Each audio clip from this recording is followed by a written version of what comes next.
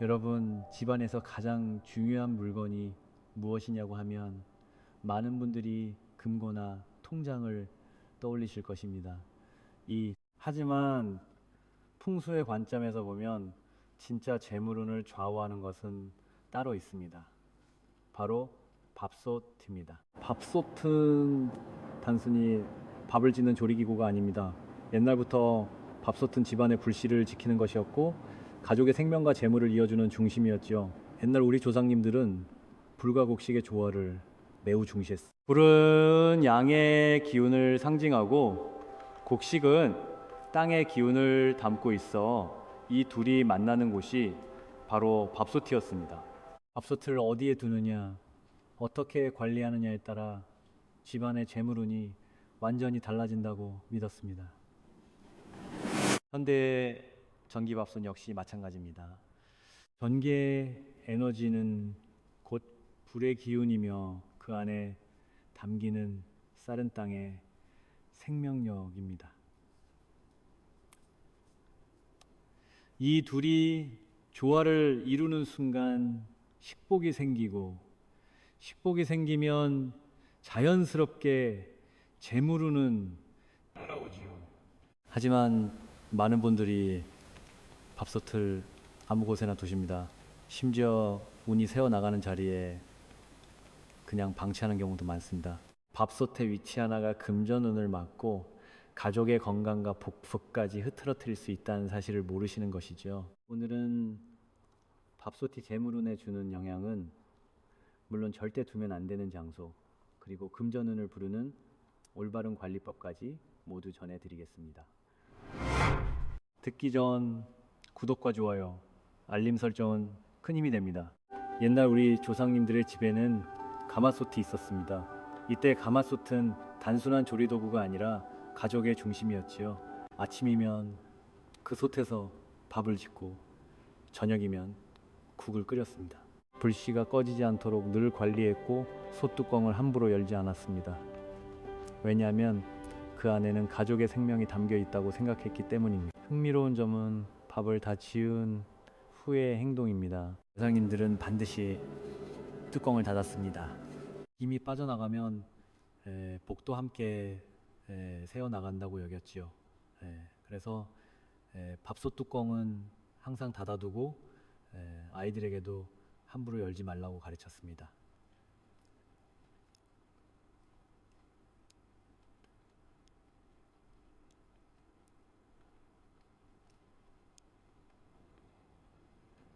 이 작은 습관이 집안의 재물을 지키는 첫 번째 방법이었습니다. 그런데 왜 밥솥이 재물과 연결될까요? 풍수에서 밥솥은 불과 물 그리고 곡식이 만나는 유일한 공간입니다. 물은 양의 기운을 만들고 물은 생명을 순환시키며 곡식은 돼지다디의 풍요를 상징하지요. 이 세 가지가 조화를 이루면 식복이 생깁니다. 그리고 식복이 있는 집에는 반드시 재물운이 따라옵니다. 마찬가지로 현대의 전기밥솥도 원리는 같습니다. 전기 에너지는 곧 불의 기운입니다. 그 안에서 쌀이 익어가는 과정은 화기와 수기가 만나 생명을 탄생시키는 순간이지요. 이 화기가 집안 전체의 활력을 만들어냅니다. 사람의 에너지가 살아나고 일이 술술 풀리며 자연스럽게 돈의 흐름도 좋아지는 것입니다. 그렇다면 밥솥을 어디에 두어야 할까요? 많은 분들이 이 부분을 간과하십니다. 밥솥은 화기를 품고 있기에 위치가 매우 중요합니다. 잘못된 자리에 두면 불의 기운이 제대로 흐르지 못하고 오히려 집안의 균형을 깨트리게 되죠. 특히 습기가 많은 곳이나 기운이 정체된 구석에 두면 화기가 약해지면서 재물은 함께 사라집니다. 무엇보다 중요한 것은 청결입니다. 밥솥 안에 밥알이 눌어붙어 있거나 뚜껑에 물때가 끼어 있다면 그 순간 기운이 탁해집니다. 아무리 좋은 자리에 두어도 소용없죠. 더러운 그릇에는 맑은 기운이 담기지 않습니다. 오히려 정체된 에너지가 쌓여 집안 전체를 무겁게 만듭니다. 실제로 재물운이 막혔다고 찾아오신 분들의 집을 보면 밥솥이 현관 근처에 덩그러니 놓여 있거나 싱크대 바로 옆 습한 곳에 방치되어 있는 경우가 많습니다. 위치도 잘못되었는데 관리까지 소홀하면 그 집의 화기허애는 완전히 꺼진 것과 같습니다. 결국 밥솥은 어디에 두느냐, 어떻게 관리하느냐에 따라 집안의 금전운은 물론 전체 운명이 바뀔 수 있습니다. 이렇게 보면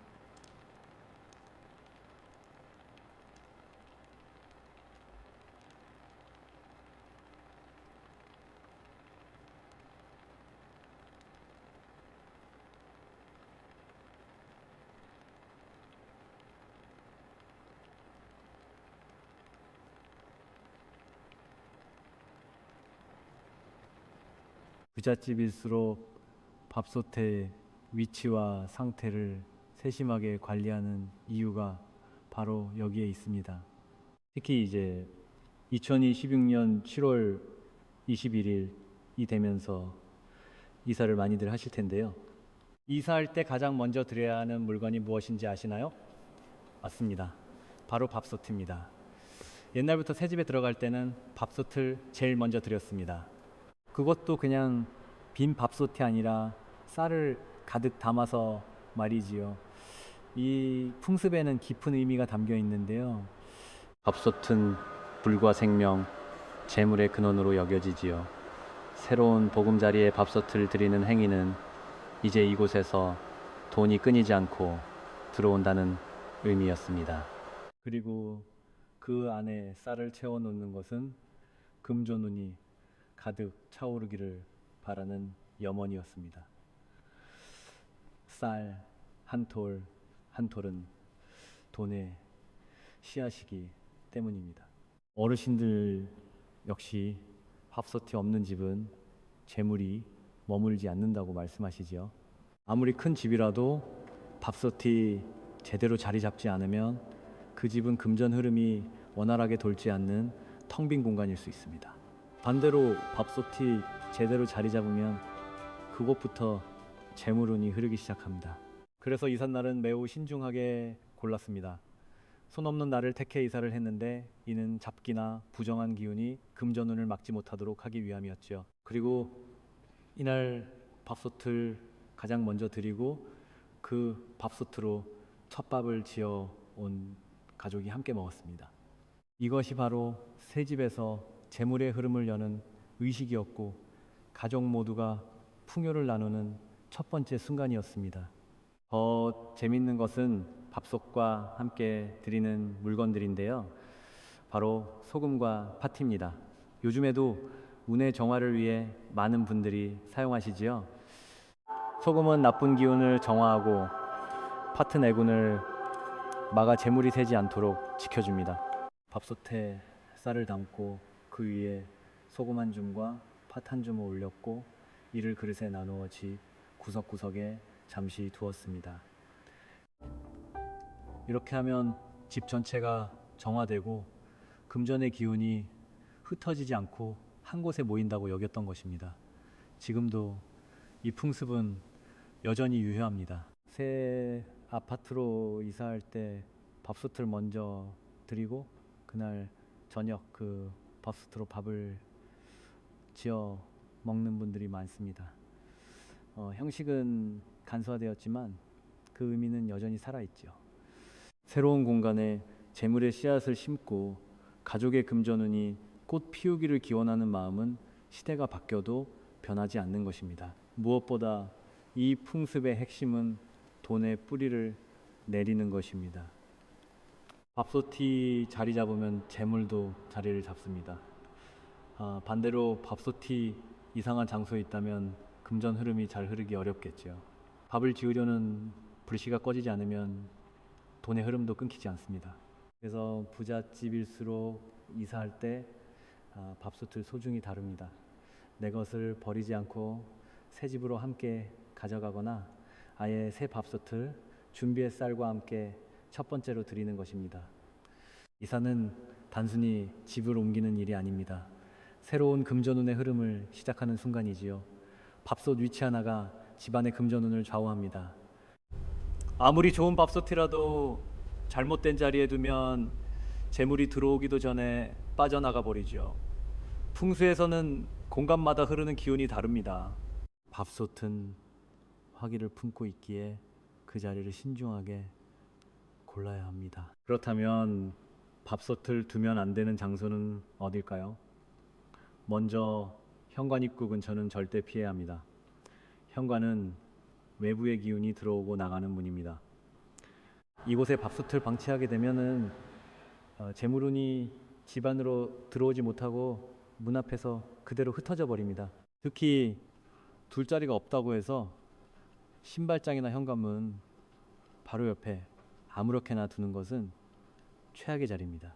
밥솥의 화기가 외부로 향하면서 집안의 돈이 밖으로 새어나가는 구조가 되는 것이죠. 실제로 이런 배치를 한 가정은 돈을 벌어도 나가는 돈이 더 많고 저축이 잘 되지 않는다는 이야기를 많이 합니다.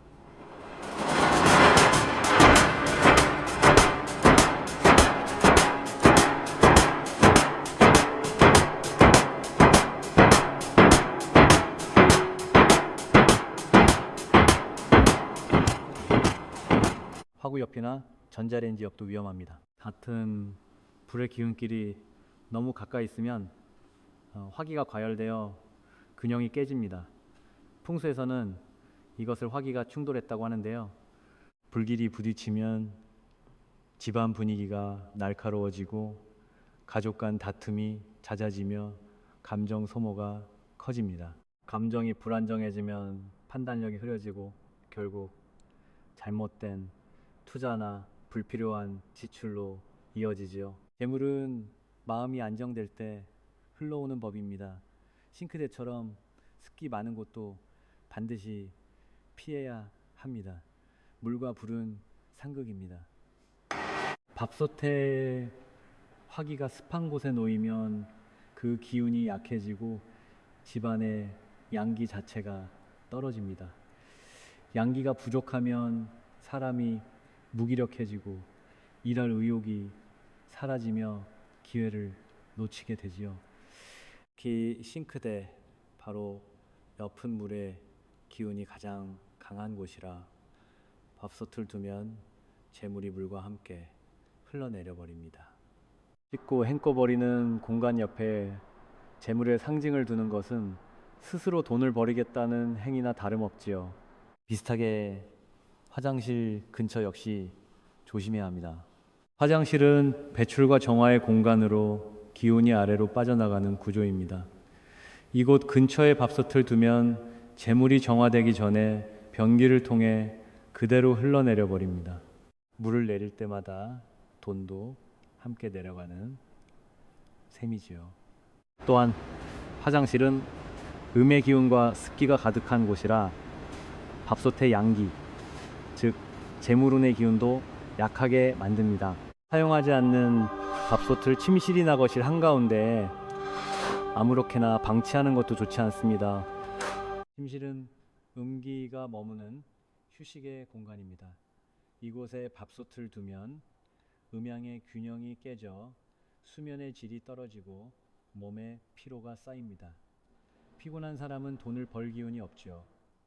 무엇보다 거실 한가운데는 집안의 중심으로 모든 기운이 모이는 곳인데 이곳에 밥솥 같은 물건을 두면 중심의 흐름이 막혀버립니다.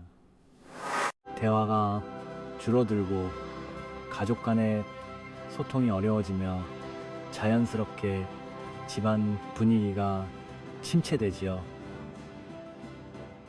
가정의 화목이 깨지면 금전운도 함께 무너집니다. 쓰레기통 근처에도 절대 놓지 마세요. 밥솥이 주방에 있다 보니 무심코 그 뒤에 쓰레기통이 있을 수 있는데요. 쓰레기는 버려지는 기운의 상징입니다. 그 옆에 밥솥을 두면 재물운이 쓰레기와 섞이면서 좋은 기운까지 함께 버려지게 됩니다. 아무리 돈을 벌어도 새는 구멍이 생기고 예상치 못한 지출이 계속 발생하지요. 특히 주방 쓰레기통 바로 옆선에 밥솥을 두는 경우가 많은데 이것은 재물운을 스스로 차단하는 가장 흔한 실수입니다. 이렇게 잘못된 위치에 밥솥을 두면 재물은 들어오지 않고 나가기만 합니다. 중심의 균형이 깨지고 가족의 건강도 약해지며 결국 금전운 전체가 막히게 되죠. 밥솥 하나의 위치가 이토록 중요한 이유는 그것이 단순한 물건이 아니라 집안 기운의 중심이기 때문입니다. 부자들은 밥솥을 절대 함부로 두지 않습니다. 그들은 알고 있습니다. 작은 위치 하나가 큰 재물의 흐름을 바꾼다는 사실을 말이지요. 그렇다면 밥솥은 어디에 두어야 재물이 살아날까요? 잘못된 자리를 피하는 것만큼이나 올바른 위치를 찾는 것이 중요합니다. 밥솥이 제자리를 찾으면 집안에 화기가 안정되고 그 안정된 기운이 금전운으로 이어지지요. 가장 좋은 곳은 주방 안쪽 벽면입니다. 주방은 본래 불과 물이 공존하는 공간입니다. 그런데 밥솥을 안쪽 벽에 두면 외부의 혼란스러운 기운으로부터 보호받으면서도 주방 전체에 풍요의 기운을 고르게 퍼뜨릴 수 있습니다. 특히 가스레인지나 싱크대에서 떨어진 벽면이 밥솥을 두기에 좋습니다. 이곳은 불과 물의 균형이 잘 잡히는 자리로 재물운이 안정적으로 흐르는 지점이지요. 실제로 부잣집 주방을 보면 밥솥이 항상 이런 자리에 있습니다. 주방의 수납장 위도 훌륭한 선택입니다. 물론 앞서 말씀드린 좋지 않은 위치와 겹친다면 이곳은 피해야겠지만요. 주방의 수납장은 식재료를 보관하는 곳으로 풍요의 상징입니다. 그 위에 밥솥을 두면 풍요와 화기가 만나 재물을 모으는 기운이 강해집니다. 이때 높이도 중요한데요. 허벅지에서 목 사이 정도면 적당합니다. 발과 닿을 정도로 너무 낮으면 화기가 억눌리고 머리보다 너무 높으면 기운이 흩어져 버리지요. 수납장은 안정된 에너지의 중심이라 돈이 들어와도 쉽게 빠져나가지 않는 구조를 만듭니다. 환기가 잘 되는 코너도 좋은 자리입니다. 밥솥은 화기를 품고 있기에 공기의 흐름이 필요합니다. 막힌 곳에 두면 열기가 정체되어 탁한 기운으로 변하지만 통풍이 잘 되는 곳에 두면 맑은 기운이 계속 순환합니다. 특히 창문 근처이지만 직사광선이 닿지 않는 구석이 이상적입니다. 햇빛은 양기를 보충해주고 바람은 탁기를 제거해주어 밥솥에서 흐르는 재물을 항상 생생하게 살아있게 만들어주지요. 이런 환경에서는 재물운도 막히지 않고 자연스럽게 흘러옵니다. 또 나무 재질 선반 위도 추천할 만합니다. 오행에서 나무는 불을 키우는 성질이 있습니다. 목생화라고 하는데 나무가 불을 도와주는 원리지요. 그래서 나무 선반 위에 밥솥을 두면 화기가 약해지지 않고 오히려 더 단단해집니다.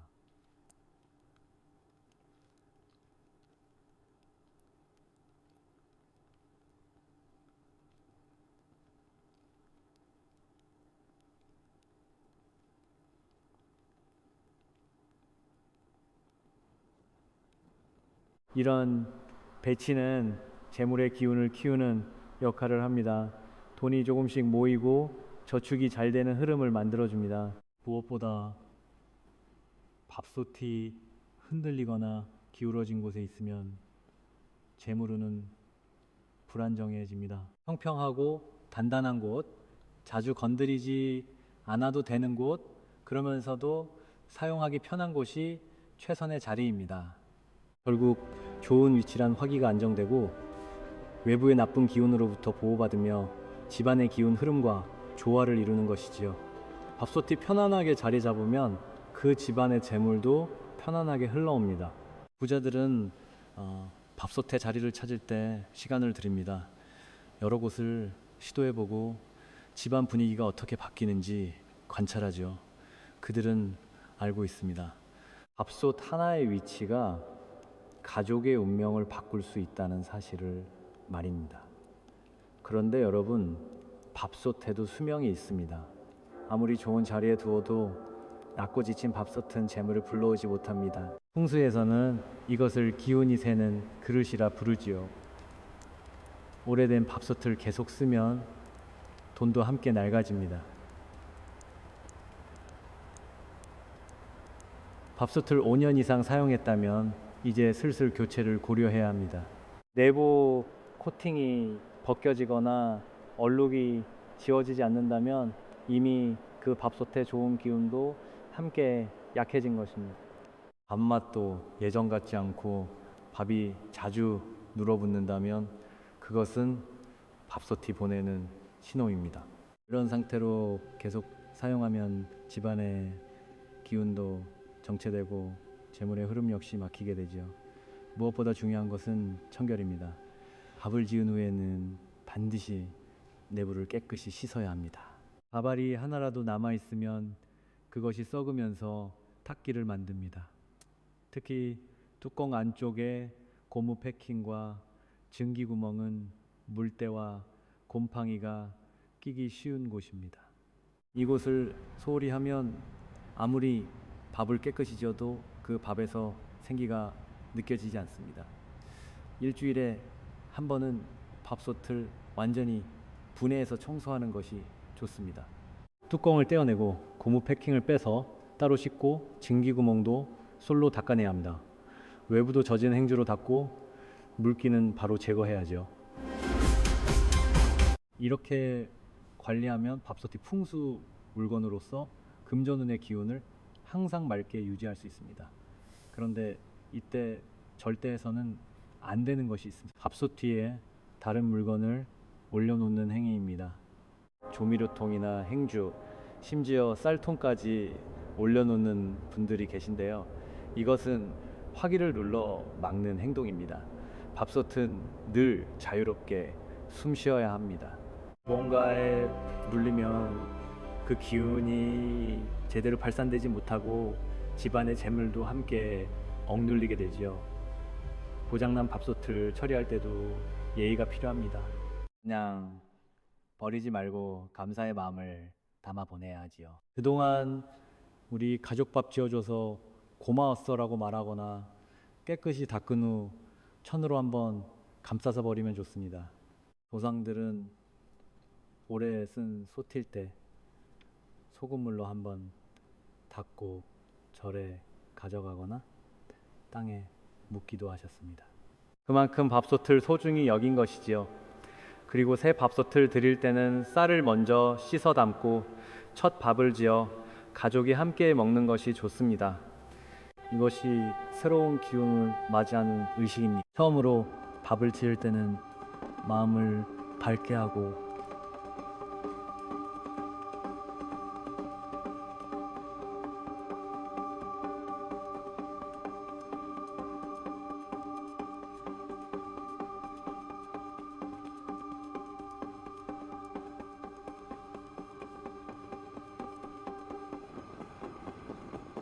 밥을 짓고 먹고 씻는 일상이 곧 재물을 관리하는 과정이 되는 것이지요.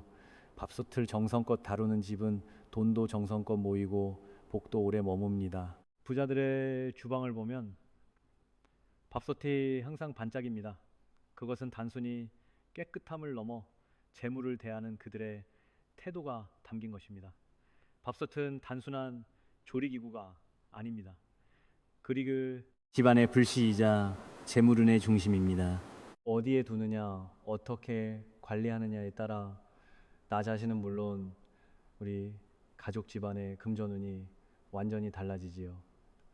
오늘 이야기한 내용을 다시 떠올려 보세요. 만약 습한 곳, 쓰레기통 근처와 같이 절대 놓으면, 그리고 밥솥에 올려둔 물건이 있다면 반드시 치워주세요. 코팅이 벗겨지고 얼룩진 밥솥을 아직도 쓰고 계신다면 감사의 마음으로 보내고 새 것으로 맞이하시기 바랍니다.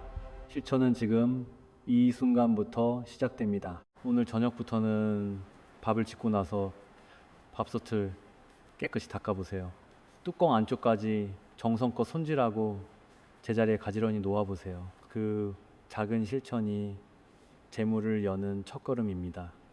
공간이 바뀌면 마음이 바뀌고 마음이 바뀌면 돈의 흐름이 달라집니다.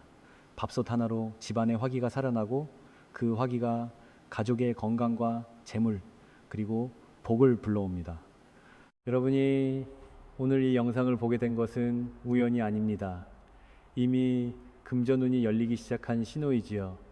댓글로 여러분의 다짐을 남겨보세요. 그 마음이 기록되는 순간 기운은 방향을 잡습니다. 지금까지 인생 길잡이였습니다. 오늘 영상이 도움되셨다면 소중한 분들께 전해주세요. 기운은 나누면 커지고 돈복은 순환할 때 더 단단해집니다. 구독과 좋아요, 알림 설정은 복채가 됩니다. 감사합니다. 오늘도 행복하세요. 풍수지리와 소금 단지, 탁기 정화와 금전운 상승. 방금 전까지는 또 다른 이야기였습니다. 그리고 지금부터는 완전히 새로운 주제로 넘어가 보겠습니다. 많은 분들이 금전운이 막혀 있다고 느끼실 때가 있으실 겁니다. 열심히 일하고 노력하는데도 돈이 손에 잡히지 않고 빠져나가기만 하는 것처럼 느껴지는 순간들 말이죠. 이런 현상은 단순히 운이 없어서가 아니라 집안에 흐르는 기운이 정체되어 있기 때문입니다. 풍수에서는 기의 흐름이 막히면 재물의 흐름도 함께 막힌다고 보는데요. 그래서 부자들의 집을 방문해 보면 공통적으로 발견되는 것이 있습니다. 바로 소금단지입니다. 그것도 아무 곳에나 두는 것이 아니라 정확한 자리에 놓여 있지요. 단순히 소금을 놓아두는 것이 아니라 단지에 담아 특정한 장소에 배치하는 것입니다. 소금을 단지에 두면 훨씬 더 강력한 정화 효과가 생기며 집안의 탁한 기운을 걷어내고 금전운을 불러들이는 힘이 생기지요. 지금부터 부자들이 실천하는 소금단지의 비밀을 모두 알려드리겠습니다. 시청하시기 전 구독과 좋아요, 알림 설정은 큰 힘이 됩니다. 소금은 예로부터 정화의 힘을 지닌 것으로 여겨졌지요. 뜨거운 태양 아래 바닷물이 증발하며 만들어지는 과정에서 강한 양의 기운을 품게 되는 것입니다. 그런데 이 소금을 단지에 담으면 그 힘이 몇 배로 강해집니다. 대부분의 단지는 흙을 구워 만든 그릇으로 하늘의 기운과 땅의 기운 그리고 사람의 정성이 모두 담겨 있기 때문입니다. 소금이 지닌 정화의 기운을 단지가 안정적으로 저장하고 증폭시켜주는 역할을 하는 것입니다. 이렇게 결합된 소금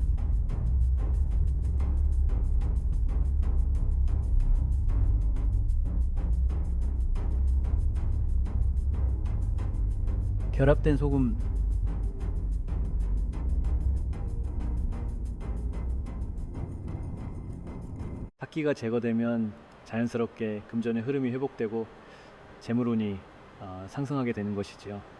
특히 예로부터 집안에 재물운을 부르고 싶은 분들, 장사를 하시는 분들, 매매를 자주 하시는 분들에게는 소금 단지가 금전운을 안정시키고 좋은 기회를 끌어들이는 효과까지 있다고 했지요. 소금 단지를 준비할 때 어떤 그릇을 선택해야 할지 고민이실 텐데요.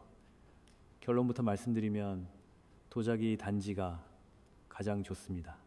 도자기는 흙을 비저불로 구워낸 것으로 땅의 기운과 불의 기운이 조화를 이루고 있기 때문이죠. 이런 그릇에 태양 기운을 받은 소금을 담으면 자연의 기운이 완벽하게 순환하며 정화 효과가 극대화됩니다. 크기는 손바닥만 하거나 그보다 조금 큰 정도면 충분합니다. 색감은 밝은 톤이나 흰색 계열이 좋으며 땅의 기운을 담은 갈색, 형태는 입구가 넓지 않고 안정적인 모양을 선택하시는 것이 좋습니다.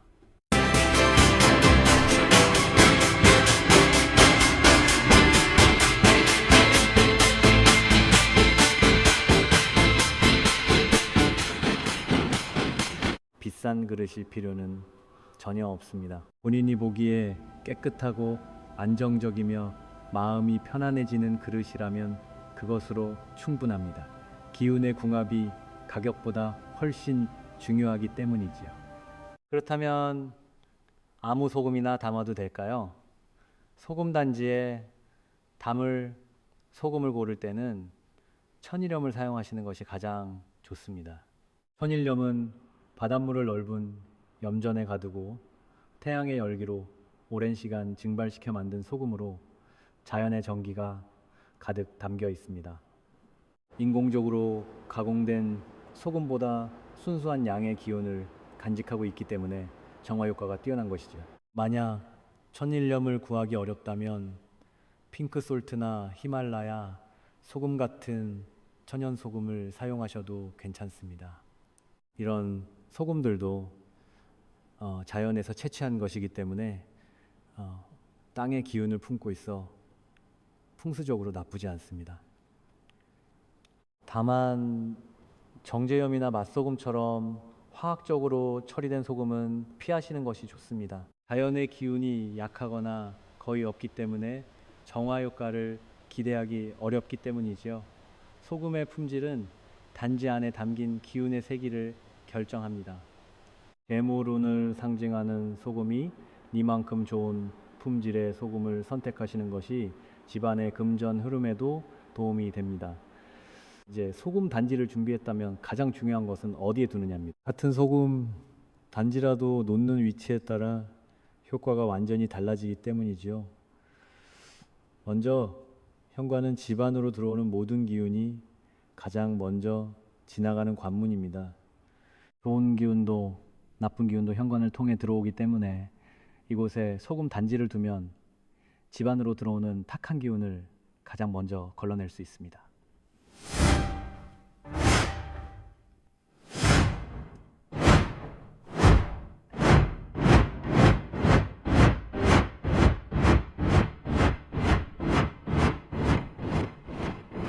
특히 현관은 금전운과 재물운이 드나드는 핵심 장소로 알려져 있습니다. 이곳에 기운이 막히면 돈이 들어오지 못하고 이곳이 깨끗하면 재물이 자연스럽게 흘러 들어옵니다. 다만 소금 단지를 놓을 때 주의할 점이 있습니다. 현관 정중앙에 두는 것은 절대 금지입니다.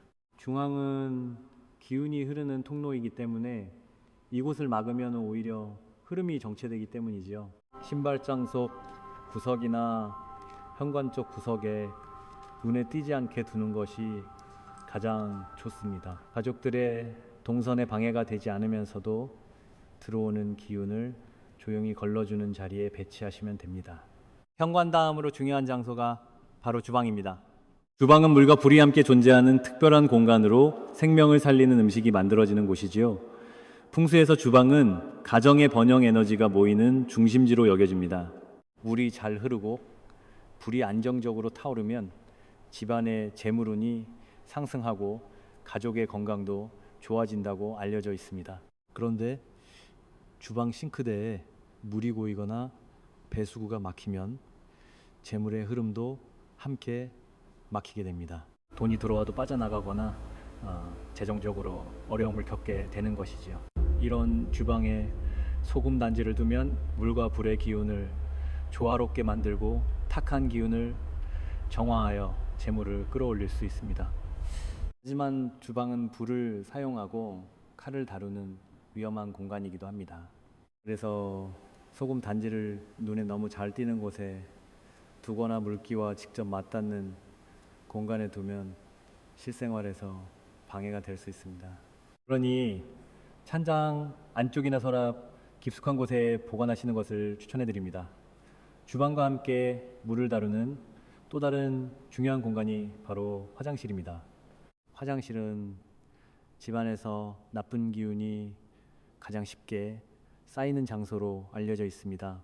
우리 몸에서 배출되는 것들을 씻어내는 공간이기 때문에 음의 기운이 강하게 자리 잡기 쉬운 것이지요. 특히 화장실은 풍수에서 재물을 담당하는 공간으로 여겨집니다. 물과 깊은 관련이 있고 물은 곧 재물을 상징하기 때문입니다. 그래서 금전 흐름이 막혔을 때 화장실 청소부터 하라는 말이 나온 것이죠. 화장실에 물기가 남아 있거나 곰팡이와 세균이 번식하면 집안의 재물운이 사라지고 가족의 건강까지 해칠 수 있습니다. 이런 화장실에 소금 단지를 두면 소금의 정화작용이 나쁜 기운을 빨아들여 깨끗하게 만들어줍니다. 화장실의 탁기가 제거되면 재물의 흐름도 자연스럽게 회복되는 것이죠.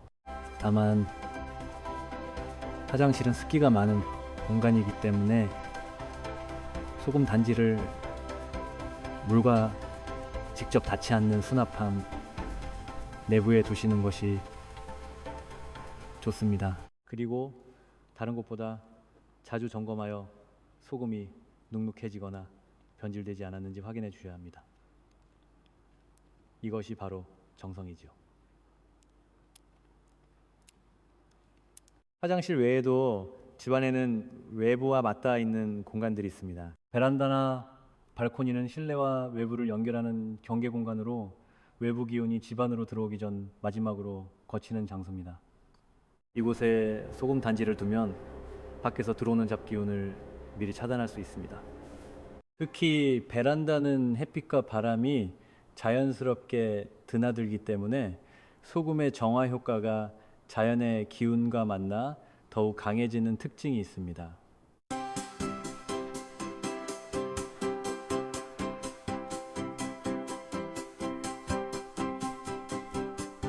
햇빛이 소금에 닿으면 양의 기운이 충전되고 바람이 불면 탁한 기운이 자연스럽게 흩어지는 것이지요.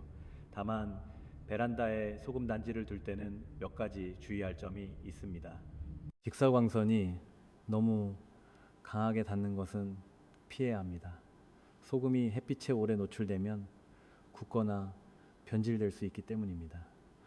또한 빗물이나 습기가 직접 닿지 않도록 세시 안쪽 구석을 활용하시는 것이 좋습니다. 창문 근처이지만 빗물이 튀지 않는 위치에 두면 외부에서 들어오는 탁기를 막으면서도 소금의 상태를 깨끗하게 유지할 수 있습니다. 베란다 구석은 눈에 잘 띄지 않으면서도 기운의 흐름을 조용히 정화하는 최적의 장소입니다. 베란다와 더불어 많은 분들이 간과하시는 공간이 바로 창고나 다용도실입니다. 이곳은 자주 드나들지 않고 오래된 물건들이 쌓여 있는 경우가 많아 묵은 기운이 정체되기 쉬운 대표적인 공간인데요. 사용하지 않는 물건들이 쌓이면 그 안에 탁한 기운도 함께 쌓이게 되고 이것이 집안 전체의 기운을 무겁게 만들어 재물운을 막는 원인이 되기도 합니다.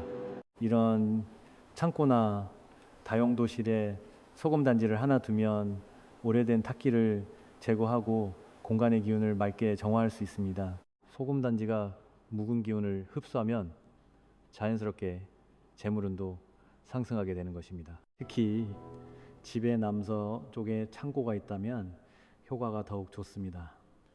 남서쪽은 풍수에서 재물을 관장하는 방위로 알려져 있기 때문에 이곳의 기운을 깨끗하게 유지하면 금전 흐름이 크게 개선되는 경험을 하실 수 있습니다. 집뿐만 아니라 장사를 하시는 분들에게도 소금 단지는 큰 도움이 됩니다. 상가에서 가장 중요한 장소는 바로 계산대 근처인데요. 계산대는 돈의 에너지가 가장 활발하게 드나드는 핵심 공간이기 때문이지요. 손님들이 물건을 사고 돈을 지불하는 곳이니 금전의 기운이 집중되는 것입니다. 그런데 이곳에는 좋은 기운만 모이는 것이 아닙니다. 손님들이 가져온 다양한 기운들 중에는 잡기운도 섞여 있고 때로는 부정적인 에너지도 함께 들어옵니다. 이런 기운들이 계산대 주변에 쌓이면 매출이 불안정해지거나 장사가 잘 안 되는 현상이 생기기도 합니다. 그래서 계산대 뒤쪽 구석에 소금 단지를 두면 잡기운을 흡수하여 매출을 안정시키는 효과를 볼 수 있습니다. 금전 흐름이 원활해지면 자연스럽게 손님의 발길도 늘어나고 거래도 순조롭게 이루어지는 것이죠. 다만 소금 단지는 반드시 손님에게 보이지 않게 두어야 합니다. 계산대 위에 노출되면 오히려 금전운이 나갈 수 있기 때문입니다. 서랍 안이나 계산대 뒤편 선반 구석처럼 눈에 띄지 않는 곳에 배치하시는 것이 가장 좋습니다. 만약 계산대 근처에 소금 단지를 둘 공간이 없다면 창고나 재고, 보관실을 활용하시는 것도 좋은 방법입니다. 상가의 창고는 판매할 물건들이 쌓여 있는 곳으로 재고의 흐름이 곧 매출의 흐름과 직결되는 공간입니다. 재고가 정체되어 있으면 매출도 함께 정체되고 물건이 팔리지 않으면 돈의 순환도 막히게 됩니다. 이런 창고의 기운이 탁하게 쌓이면 재고 회전율이 떨어지고 장사가 잘 안 되는 악순환이 반복되는 것이지요. 창고나 재고, 보관실 선반 안쪽에 소금 단지를 두면 묵은 기운을 정화하고 재고의 순환을 개선하는 효과를 볼 수 있습니다. 네, 소금 단지는 높은 선반 안쪽에 두시는 것이 좋습니다. 사람 손이 자주 닿지 않으면서도 공간 전체의 기운을 정화할 수 있는 위치이기 때문이죠. 다만 습한 곳이나 식품과 직접 접촉하는 곳은 피해야 합니다. 소금이 습기를 먹거나 다른 물건에 영향을 주지 않도록 주의하시면 됩니다. 소금 단지를 두면 좋은 장소를 알았다면 이제 반드시 피해야 할 장소도 알아두셔야 합니다. 아무리 좋은 소금 단지라도 잘못된 곳에 두면 오히려 독이 되기 때문이죠. 가장 먼저 소금 단지를 절대 놓지 않는 것이 좋은 곳은 침대 아래나 머리맡입니다. 많은 분들이 침실에도 소금 단지를 두면 나쁜 기운을 막아줄 거라 생각하시는데 이것은 큰 오해입니다. 침실은 우리가 하루에 피로를 풀고 휴식을 취하는 공간으로 편안하고 안정적인 기운이 필요한 곳입니다. 그런데 소금 단지는 나쁜 기운을 흡수하는 역할을 하기 때문에 침대 근처에 두면 수면 중에 우리 몸에 기운까지 흡수할 수 있습니다. 특히 밤 시간은 음기가 강해지는 시간대입니다. 이때 소금의 정화작용이 오히려 역작용을 일으켜 우리 몸의 양기를 빼앗아가는 현상이 생길 수 있는 것이죠. 침대 아래나 머리맡에 소금 단지를 두면 자는 동안 악몽을 꾸거나 잠을 설치게 되고 아침에 일어나도 개운하지 않고 피곤함이 가시지 않습니다. 심한 경우 두통이나 몸살 같은 증상이 나타나기도 합니다. 침실 다음으로 피해야 할 곳은 거실 한가운데나 너무 훤히 보이는 탁자 위입니다. 거실은 가족 구성원들이 모여서 대화를 나누고 휴식을 취하는 공간으로 가정의 중심이 되는 매우 중요한 장소입니다. 그런데 거실 탁자 위처럼 훤히 보이는 곳에 소금 단지를 두는 것은 좋지 않습니다. 재물을 상징하는 소금 단지가 모든 사람의 눈에 노출되면 금전운이 분산되고 재물이 제대로 쌓이지 못하는 현상이 생기기 때문입니다. 돈을 아무 곳에나 잘 보이게 놔두지 않는 것처럼 소금 단지도 눈에 띄지 않는 곳에 두어야 합니다. 소금 단지는 보이지 않는 공간에서 조용히 작동할 때 그 효과가 극대화된다는 것을 꼭 기억하시기 바랍니다. 이렇게 소금 단지를 올바른 장소에 두는 것만큼 중요한 것이 바로 관리입니다. 아무리 좋은 자리에 두어도 제때 관리하지 않으면 효과가 사라지기 때문이지요. 소금 단지는 나쁜 기운을 흡수하는 역할을 하기 때문에 시간이 지나면 그 안에 탁기가 가득 차게 됩니다. 이렇게 되면 더 이상 정화 기능을 제대로 하지 못하고 오히려 흡수했던 나쁜 기운을 다시 내뿜을 수도 있습니다. 정기적으로 소금을 교체해 주는 것이 매우 중요합니다. 적어도 3개월에서 반년에 한 번씩은 교체하시는 것을 권해드립니다. 6개월 정도면 소금이 충분히 탁기를 흡수하여 포화 상태가 되기 때문입니다. 특히 명절이나 절기처럼 기운이 크게 전환되는 시기에 맞춰 교체하시면 더욱 좋습니다. 기류를 비롯하여 설날이나 추석 전에 새 소금으로 바꿔주면 새로운 기운을 맞이할 준비가 되는 것이지요. 다만 소금을 만져보았을 때 눅눅하거나 굳어 있다면 즉시 교체해 주셔야 합니다. 이것은 소금이 이미 많은 습기와 탁기를 흡수했다는 신호이기 때문입니다. 장사를 하시는 분들이나 매매가 안 된다고 느끼실 때는 1개월 주기로 새로 갈아주시는 것도 좋은 방법입니다. 소금을 자주 교체하면 막혔던 금전 흐름이 다시 풀리는 효과를 경험하실 수 있습니다. 평소에 몸이 아프거나 일이 잘 풀리지 않을 때도 소금 단지를 확인해 보시기 바랍니다. 소금이 축축하거나 손에 묻어난다면 이미 포화 상태라는 뜻이니 바로 새 소금으로 교체해 주셔야 집안의 기운이 다시 맑아집니다. 소금 단지를 교체하고 관리하는 것 외에도 이동하거나 보관할 때 지켜야 할 규칙들이 있습니다. 작은 것 같지만 이런 원칙들이 소금 단지의 효과를 좌우하기 때문이죠. 먼저 한 공간에는 소금 단지를 하나만 두시는 것이 원칙입니다. 여러 개를 두면 효과가 배가 될 것 같지만 오히려 기운이 분산되어 제대로 작동하지 않습니다. 한 곳에 하나의 소금 단지가 집중적으로 그 공간의 탁기를 흡수할 때 가장 강력한 정화 효과가 나타나는 것이죠. 소금 단지를 다른 곳으로 옮겨야 할 때는 반드시 낮 시간에 이동하셔야 합니다. 일몰 후에 이동하는 것은 절대 금지입니다. 해가 지면은 음기가 강해지면서 기운이 불안정해지기 때문에 이때 소금 단지를 옮기면 흡수했던 나쁜 기운이 밖으로 새어 나올 수 있습니다. 아침이나 낮 시간에 햇빛이 있을 때 이동하면 양의 기운이 안정적으로 소금 단지를 보호해 주어 안전하게 옮길 수 있습니다. 또한 소금 단지 주변은 항상 깨끗하게 유지해 주셔야 합니다. 먼지가 쌓이거나 주변이 어지럽게 되어 있으면 소금의 정화 효과가 떨어지고 오히려 탁기가 더 쌓일 수 있습니다. 소금 단지를 둔 곳은 주기적으로 청소하고 정돈하여 깨끗한 상태를 유지하시는 것이 금전운 상승에도 큰 도움이 됩니다. 그런데 소금 단지를 관리하다 보면 교체한 소금을 어떻게 처리해야 할지 고민이 되실 겁니다. 먼저 가장 중요한 원칙은 교체한 소금을 절대 식용으로 사용해서는 안 된다는 것입니다. 소금 단지 안의 소금은 집안의 나쁜 기운을 흡수하여 가득 담고 있는 상태입니다. 이것을 음식에 사용하거나 다른 용도로 쓰면 흡수했던 탁기가 다시 우리에게 돌아올 수 있기 때문에 절대 금지입니다.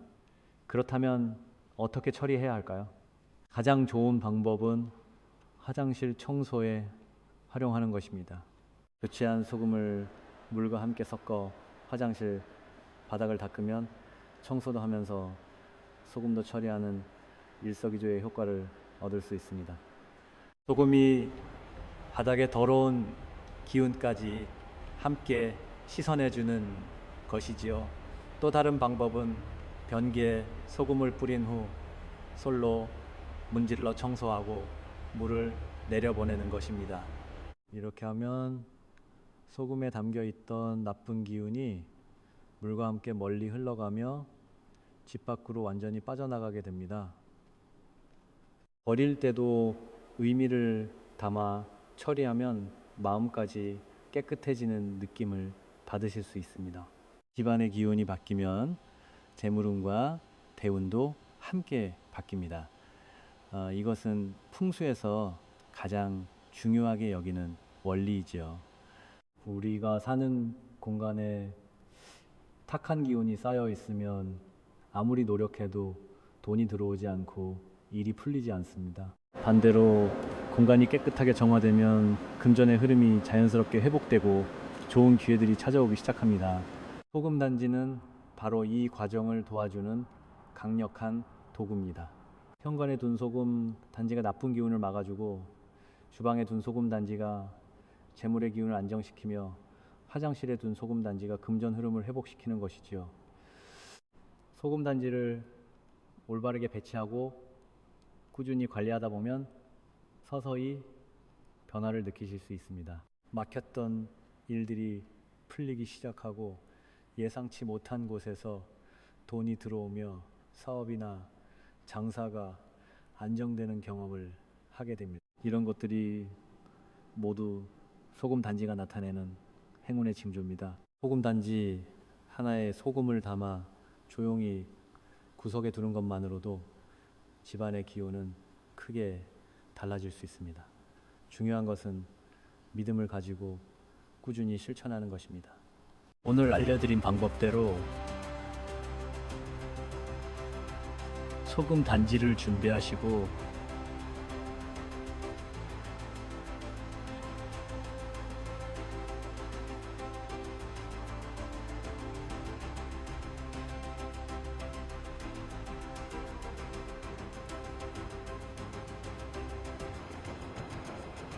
항상 여러분의 풍요를 응원합니다. 지금까지 풍수운명 비밀이었습니다. 구독과 좋아요, 알림 설정은 큰 힘이 됩니다. 감사합니다.